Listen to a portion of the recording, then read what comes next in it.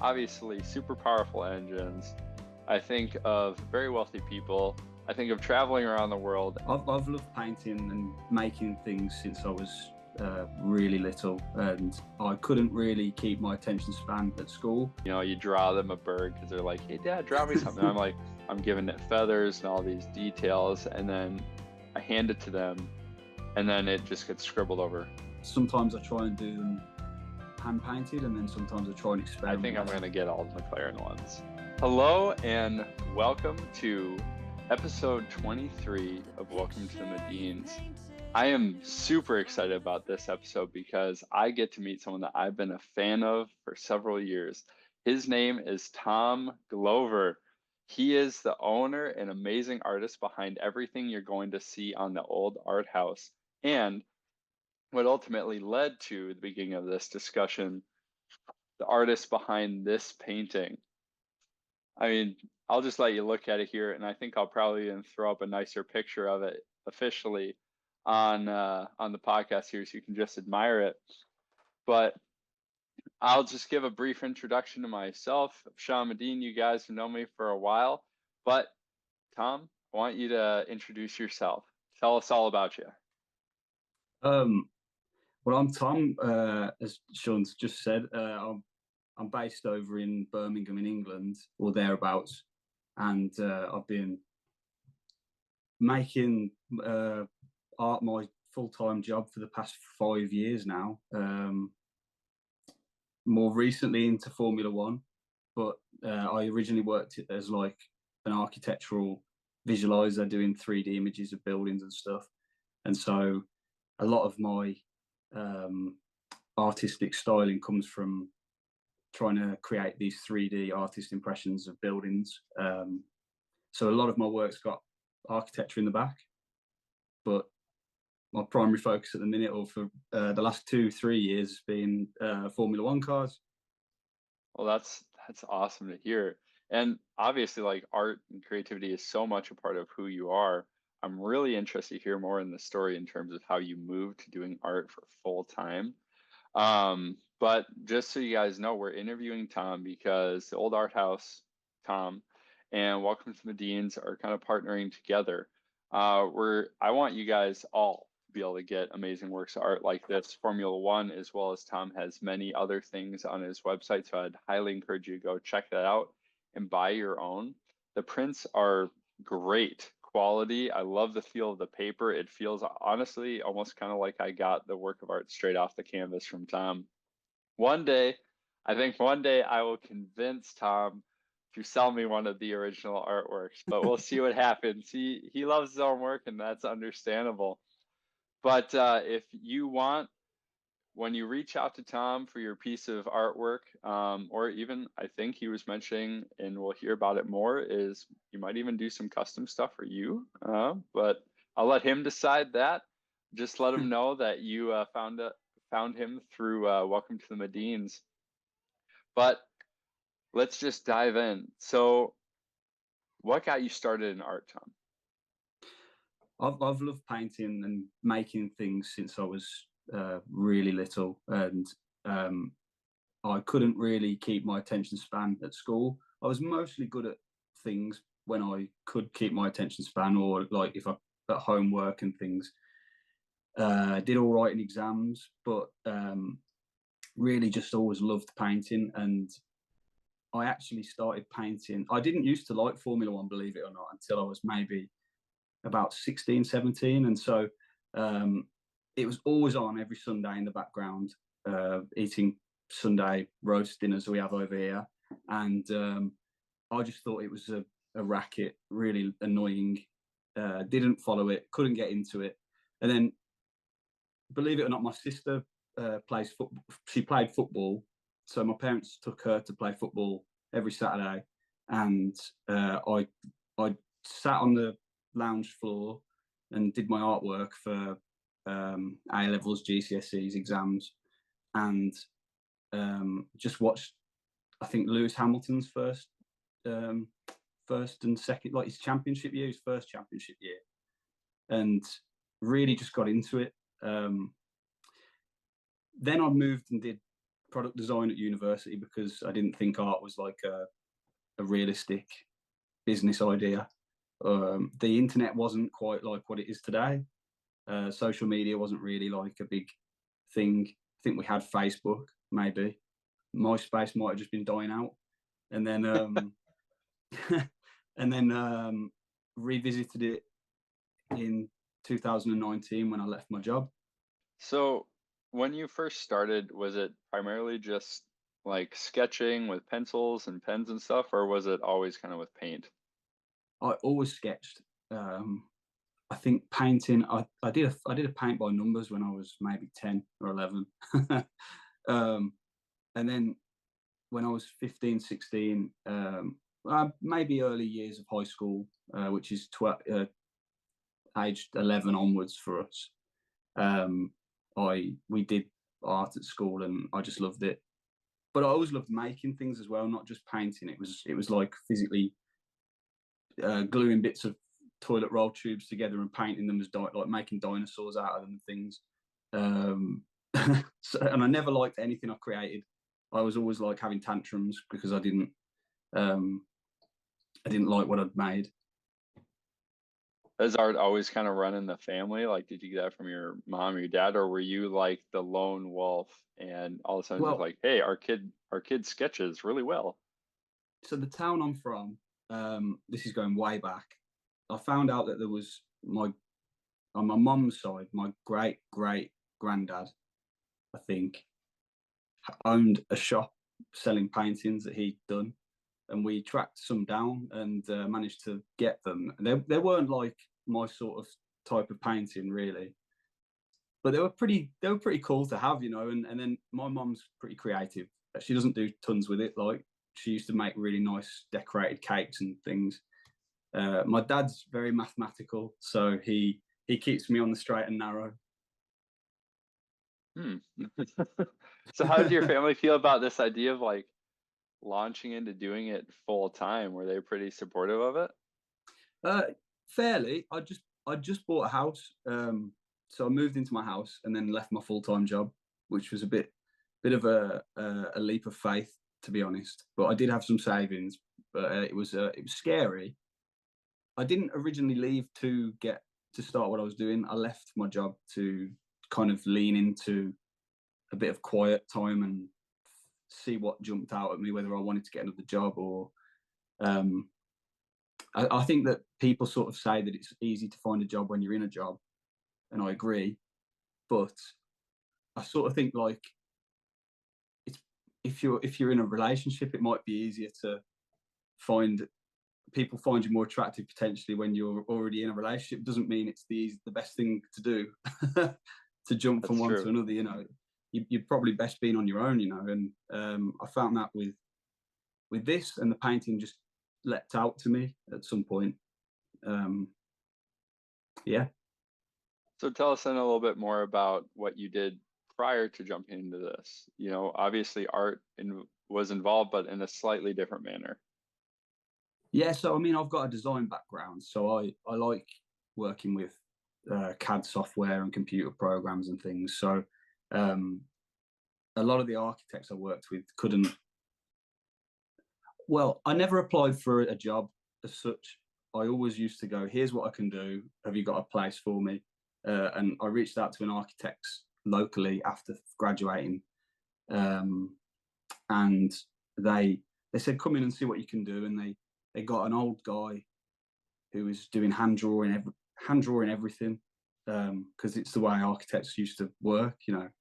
And because they got him and he was still there for a few years, they used to get me colouring up those hand drawn sketches on Photoshop. And gradually they started to encourage me to learn 3D software, more 3D software.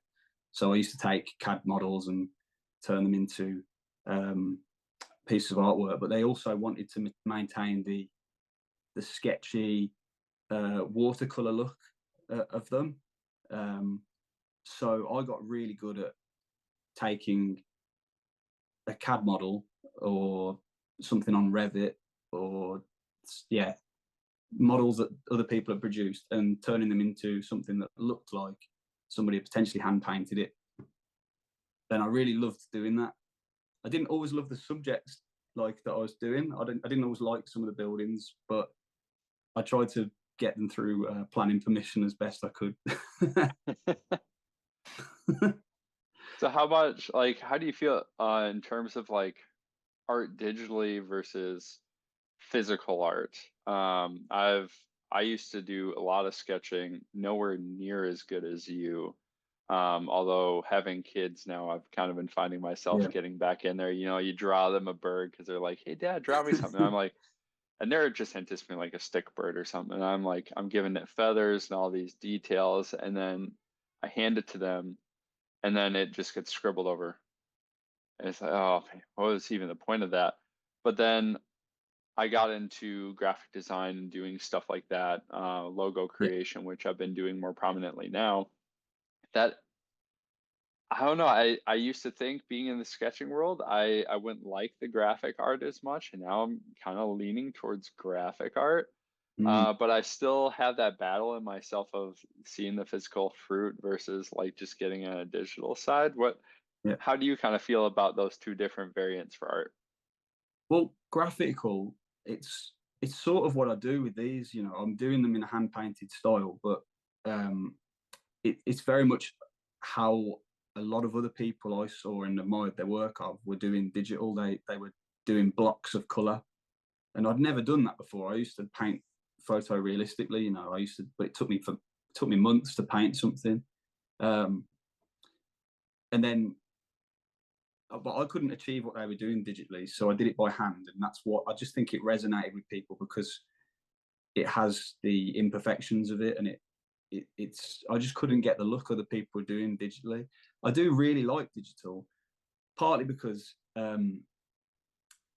well, I draw on my iPad, and I've also got Photoshop, but you don't need you don't need good lighting to work digitally. You know, if I'm painting in the winter, I've got so many hours of good daylight to work in where colours look right. You need like I need like a south facing window, no, north facing. I need a window that's not in direct sunlight, and then you need. I can work other ways, but it's just not optimal, you know, and it's frustrating when you're trying to. But digitally, you get consistent working conditions. I suppose you can sit in a warm room with an iPad and draw something, and it's a great tool to use. I still quite like to do things that look like they've been painted. There's a great piece of software called Rebel 7, um, and you use like a stylus and you paint on a Wacom tablet on the computer, and it's like painting in Photoshop, but you'll see gravity start to like work on all the watercolors and everything, and they drain down the page, and it's like it renders the paint. So it gives you the impression of using like acrylics or watercolors or oils, but I don't really have a preference. I've had more success with hand paintings, but I think that's partly because you've also got like a physical product at the end of it, and I think that when you're doing digital, you don't really have that. So you prefer much more kind of physical versus digital, or it's like evenly I, weighted for you depending on what I you're get looking to accomplish? I get itchy feet. I'm bored easily, so I go from one to another. And one sometimes I try and do them hand painted, and then sometimes I try and experiment. And sometimes I'll just see another artist's work. Now I'm not that good on knowing other artists. Like I couldn't name many names, but there's I a can't few either. artists. No, they will say like, who's your favorite artist? And I have no idea. Um, but there's a few things I'll see digitally, and I'll be like, whoa, I'd like to see if I could do that, because that's sort of what I had to do in the architecture field. I had to try and mimic styles. So with all this art, both physical and digital, in your years of working in this realm and just having a very creative mind, Yeah. what what was the story that really brought you from that to Formula One? Like I when I think of Formula One, I think of obviously super powerful engines. I think of very wealthy people. I think of traveling around the world and driving around in circles at a super high speed. I would not have thought, hey, I should paint that. I have no idea. I I do have some idea. I uh, I really just always like enjoyed Formula One. I used to buy magazine. I used to have a magazine subscription for it back 15 years ago, and it had my favourite driver was Jenson Button, and I did a couple of paintings while I had a job. Just I think he won. I don't know if you how familiar you are with some of the classic races. Classic 2011, um, and the Canadian Grand Prix where Jenson Button won. He came from like the back to win in the rain. And if you've never seen that, that's really worth a watch. And I think you can get it on YouTube. But I just copied some pictures out of there and out of this magazine that I'd got because I could just hold them in front of me and just copy. And I was just obsessed with trying to replicate something I thought was striking, you know, a striking image. And yeah, and so it didn't really. I did a few paintings when I started up as um, self-employed doing painting, doing art that were Formula One based. But most of my things weren't for a long time. You know, it was just more of a hobby. I wasn't trying to really sell those things. So it was only later on that it became like the Formula One side of it became my like primary niche. So how much, if I may ask, like you must get pinged a lot for this stuff. I see a lot of people on LinkedIn primarily contact you saying, I love your stuff. And Yeah, people post pictures of like multiple paintings that they have of yours. Is like people can come and get your artwork pretty easily. yeah. I've got an online store. I've got my own online store, the old arthouse.com, and I've got an Etsy, which is just the old Arthouse. And I've sold a lot of prints through there, but because of the way that a lot of these markets work, and they're not like premium products, they're not an original, they're not framed. I have started doing some frames, but Etsy rewards you for selling within a fairly tight price range, you know. Um, so I've done really well, but it's perhaps not been as good the last year or so. It's I think with a lot of the financial things, I've had to put my prices up. People have got less disposable income, so it has been a little tighter. But it makes me kind of want to explore other avenues. You know, I'm kind of good when I've got a bit of things when I've got things to focus me. If things are going really smoothly, I'm not very creative. So kind of where things are at right now, I've been forcing a lot of creativity. Yeah. I assume, and I've seen other artwork than the Formula One stuff. What are some of the like? What's the variation of what people can kind of find in your artwork? Well, I've done the odd um, pet portrait. You know, everyone loves a good pet portrait. Um, I've done quite a lot of architecture things for a few commissions for people of their houses. I've done a lot of local things. I've also done some digital poster style things for people's businesses, like a little illustration of their shop front. Um, Maybe if the business has been going for like a long time, they might want some things that give them a little peek back into history. You know, I always find those things a little easier to do digital because you can amend them, you can change them a bit easier. Yeah. I mean, if you do need to end up painting them by hand, you can do, but you've got like a template, I suppose. You've got something you can press undo, which is nice. Something that caught my eye because it was one of the things that initially drew me to your artwork back when I found you initially on LinkedIn was the retro style. You know, this I don't know why. I just love this. Why, like, what kind of inspired that? Why did you kind of go like this style for these paintings? Um, well, I was doing a lot of photorealistic things. I was doing a lot of pen and watercolor images, digital, and um, I I did like I just decided the one week I really wanted to paint something for my own house, and um, I think I'd got quite a free schedule that week, and it just so happened that like McLaren were debuting this livery at the Monaco Grand Prix in 2021, and I like I had a relative, I think my dad's cousin, like messaged me and says, that this would be a good painting, and I said, leave it with me, and I just dropped everything and got my canvas out and went for it. I knew what I was going to do. I knew I was going to. I'd done one painting about 6 months before of Lando Norris, just for fun, and it wasn't my most successful, but it was in the right direction. I decided I was going to use two colours. I was going to use orange and blue, and I was going to just tweak the orange and blue just to add shade and things.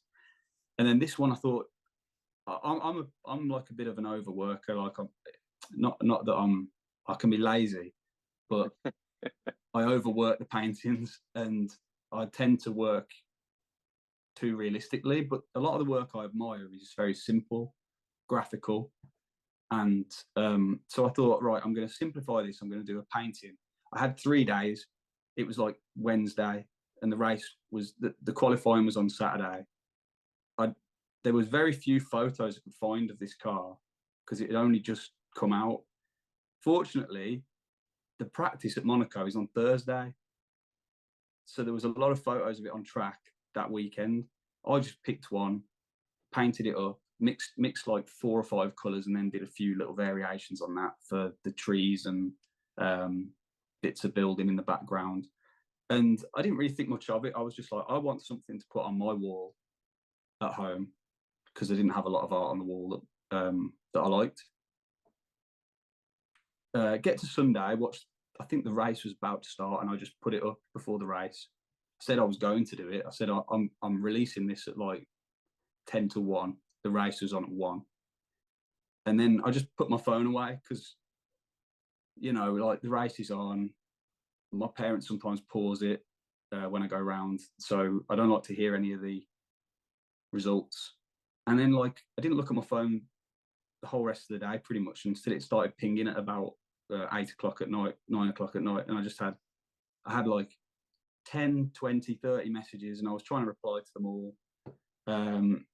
Gave up at about 11 o'clock at night because I was freelancing the next week, in fact. I think I had like 300 emails in maybe 3 days. So I had to email all those people. I had to email all those people back and say, bear with me. I didn't have an automated way of doing it. I was like, hi, so and so, paste. I did try and vary it, and then I had to work like a beaver to get like a website ready in like a week. Jeez. And that's what I did, and that's what led to all the F1. I said, right, I'm going to paint every single race for the rest of the season. So I did, and that's what a lot of people you say have got prints of on the walls. That's incredible. Like I've tried just throwing things out there. Didn't get pings. Obviously, I'm doing the wrong style. And that's incredible to hear. And that opened the door for you to then be able to fully move from your regular job to the old art house. Yeah, I mean, I was already doing it, but not that successfully until that point. That was like it was a bit of like a watershed moment, I suppose. Although I haven't had one of those moments where everything's been pinging away quite as much as that since. So Yeah. you're always trying to do that a little bit. The problem is that you weren't trying to do it in the first place, and that's why it kind of worked. So what's kind of your process then for doing these amazing artworks? Do you sketch it out on the canvas first? Or you just like, nope, I'm free eyeing this one? yeah, I try it in different ways. I'm always trying to see if I can figure out a different way of working and keep it fresh. If you get things get stale, so sometimes I try and draw it directly on and then paint over it. It's difficult with a textured canvas because you can't erase anything very easily. There's a few times where I've just tried to freestyle it with the paintbrush. Usually with acrylics, you can paint over things again. So quite often I've made a lot of mistakes and just go over it. Like that Monaco one, there was a lot, like the car was in a different position almost to start with. It moved a lot. Like I had to repaint it because I'd got a lot of it wrong. Oh, and what I tend to do is I like to try and test myself to paint things myself. But what I will do is I'll take a photo of it and compare it like on my iPad or something and see if I've got proportions right, because I do sometimes struggle a bit with that. Like I can sketch out a car, but it's like just having it recognizable. Like it's so weird how people can recognize something, even if they don't consider themselves artistic. You'd know if it didn't look right. Yeah. So I try and make it look as accurate as I can, even though I'm only using minimal colors. I mean, you've done an amazing job, and obviously other people are immensely admiring your work to the point of buying many different Yeah, paintings. I know I yeah. got my eye on a few as well. Once some income frees up, I think I'm gonna get all the McLaren ones. Like that's my first goal. But what? So we only have a couple minutes left. Sure. But what's kind of the direction for the old art house moving forward? Is there anything that anyone should know kind of coming up? Some exciting things? Anything you want people to know about you and the old art house? Yeah, well, actually, like I spent a month or two trying to um, pivot slightly, because I've been marketing my work as a fairly lower priced product, but I'm actually uh, I've been working with a gallery. It's local to me, but I think they will be working internationally as well. I'm reproducing my work in full size on canvas, print, Okay. framed as well, and the gallery are going to be selling those, marketing those. I'll be selling them as well on my website, so I will be adding those to my store. They're obviously a lot more expensive, but they're like a much more premium item. Okay. When I first started, I was just trying to get like I was trying to find a way to get these prints to as many people who were asking for them. I'd never had any attempt at selling online before, so it was um, and I think now this has encouraged me to try and find other avenues to sell or market my work and get a better product to people. Well, for all of our listeners, I do think, and I've grabbed this multiple times, but that's because just showing it honestly is one of the best examples. You guys need to go get yourself some of these. Even if you aren't a huge fan of Formula One, I would encourage getting one. Also check out some of Tom's other work at theoldarthouse.com. You can also find him on Instagram at the Old Art House, as well as you can find him on LinkedIn. Um, Tom, thank you so much for taking the time to talk with Saul today. I really appreciate it, and I'm very excited for our partnership moving forward. And I'm also really excited to hear just business pick up. I think this is absolutely amazing that you were willing to go after this full bore. And one day I'd even like to interview you on just encouraging young entrepreneurs as well as maybe even young artists on pursuing that dream. Like when I think of artists, I don't tend to think of much money. I think more of you're living in a cheap apartment and you're hoping and praying that you get to sell something someday. But obviously, you found a way to make it work, and it's been very impactful. So thank you again so much for your time today, Tom. Thank you to everyone watching episode 23 of Welcome to Medins. I am excited to see you guys in episodes moving forward. And Tom, I'm excited to see you in future interviews if you're willing. Yeah, But thank you very much for having listeners, me. yeah, listeners, go check him out. Go get yourself a painting, a beautiful work of art. I promise you aren't going to be disappointed. Support Tom, maybe even give him some comments, give him some UGC, user generated content, to be able to post on his Instagram, just to show that his artwork is making it around the world. So we'll see you guys again next time on Welcome to the Medins.